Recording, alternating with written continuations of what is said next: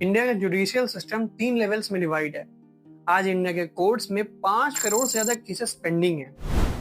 District courts के पास 4.3 crore, high court के पास 60 लाख और सुप्रीम कोर्ट के पास 60,000 से ज्यादा केसेस पेंडिंग पड़े हैं। सबसे बड़ा रीजन जजेस की कमी।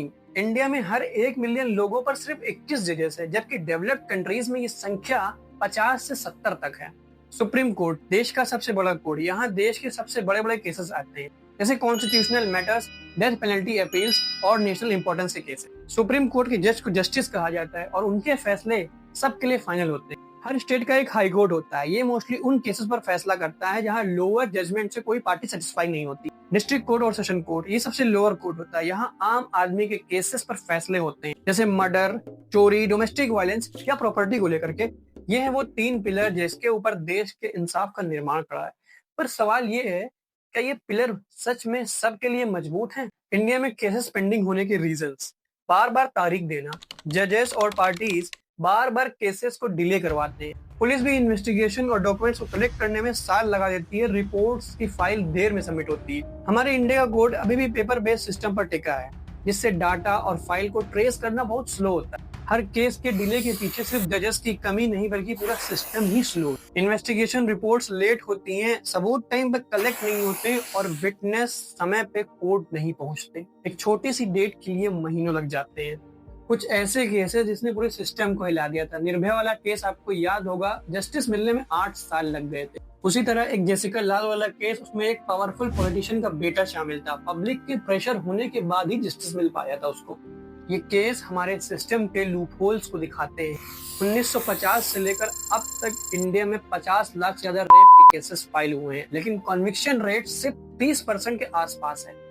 हर दिन 90 से ज्यादा रेप केसेस रजिस्टर होते हैं, लेकिन सिस्टम इतना स्लो है कि इंसाफ मिलते मिलते लोगों की जिंदगी और लोग खत्म हो जाते हैं और केस को डिस्पोज लिख दिया जाता है। एक और सवाल है, क्या कोर्ट के अंदर भी करप्शन है? क्या जजेस भी करप्टेड हैं? तो इसका जवाब है हाँ। कोर्ट के अंदर करप्शन डायरेक्टली नहीं दिखता, पर इनडायरेक्टली तरीके से बहुत असर डालता है। पावरफुल और पैसे वाले लोग अपना इन्फ्लुएंस यूज करते हैं, एविडेंस चेंज करवाना, गवाह खरीदना उनके लिए आम बात हो चुकी है। पुलिस अगर इन्वेस्टिगेशन करना भी चाहे तो उनके ऊपर भी पॉलिटिकल प्रेशर कभी कभी बनता है। कुछ जज अपॉइंटमेंट भी रिकमेंडेशन और कनेक्शन से होती है, मेरिट से नहीं। 2010 से लेकर अब तक दर्जनों लॉयर्स और जजेस करप्शन के केसेस में पकड़े जा चुके हैं। एक कॉमन और गरीब इंसान के लिए न्याय मिलना एक लग्जरी चीज हो गया है। एडवोकेट की फीस ही 10,000 से शुरू होकर लाखों तक चली जाती है और गरीब लोग के लिए कानून एक लग्जरी ब्रांड बन गया है। कुछ जजेस जो करप्शन या रिश्वत लेते हुए पकड़े गए: justice I M. Kuddusi Odisha high court, justice P D. Dinakaran Sikkim high court, justice Narayan Shukla Allahabad high court, justice Rama Swami supreme court of India, justice Sumitra Sen Calcutta high court. जब पावर और पैसा एक तरफ हो जाए तो इंसाफ का तराजू डगमगाने लगता है। जापान में एक क्रिमिनल केस 3 से 6 महीने में सॉल्व हो जाता है। जर्मनी और सिंगापुर में कॉन्विक्शन रेट 90% से ज्यादा है, पर इंडिया में एवरेज क्रिमिनल केस 5 से 10 साल तक चलता है। कुछ केसेस तो 20 से 30 साल तक पेंडिंग रह जाते हैं और जब विक्टिम या एक्यूज्ड दोनों मर जाते हैं तो केस को डिस्पोज लिख दिया जाता है। 1947 से लेकर आज तक भारत में फांसी पाए हुए लोगों की संख्या सिर्फ 750 के आसपास है, लेकिन कोर्ट से डेथ सेंटेंस मिलने के बाद भी अपील, मेर्सी पिटीशन और रिव्यू प्रोसेस इतना लंबा होता है कि सालों लग जाते हैं। अपने इंडिया में रेप और मर्डर जैसे क्राइम्स की सजा फांसी है, पर वो भी बहुत रेयरली सिचुएशन पर दी जाती है। इंडिया में डेथ सेंटेंस सिर्फ फांसी के लिए ही है, जैसे दूसरे देशों में गला काट देना या फिर गोली मार देना, ये सजाएं अपने इंडिया में नहीं। हमारे इंडिया के कोर्ट्स में कुछ चीजें चेंज भी हुई, जैसे ई कोर्ट प्रोजेक्ट्स।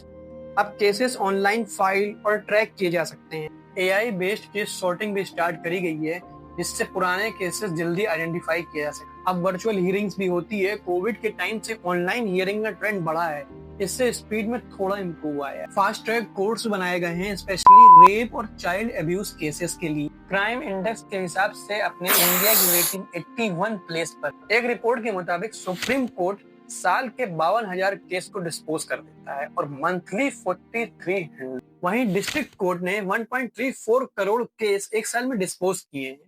और बात करें हाई कोर्ट की, तो उसने 2025 के हाफ तक 5 लाख केसेस को डिस्पोज किया। ये नंबर सिर्फ डिस्पोज किए हुए केसेस के हैं। प्योर नंबर कहीं भी अवेलेबल नहीं है। जजेस की कमी, investigation weakness, poor infrastructure, corruption risk, ये सभी रीजंस हैं केसेस डिले होने के। और हाँ, justice delayed is justice denied is a hard truth. Thank you यहाँ तक वीडियो देखने के लिए। अगर हमारा काम अच्छा लग रहा हो, please support me, subscribe and like the video.